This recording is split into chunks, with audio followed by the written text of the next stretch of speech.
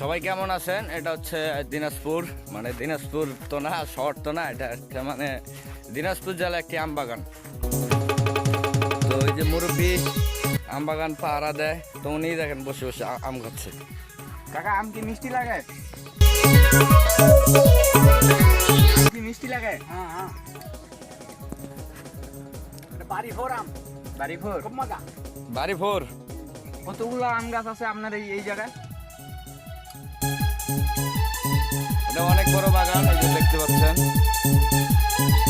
তো 9 বিঘা নিয়া বাগান, 9 বিঘা। 9 বিঘা, তাও কথা ঠিক। মানে এবার প্রথম আম আসছে, তো একটু আপনাদেরকে দেখাই। সবগুলো আম গাছে আম তো হয় নাই,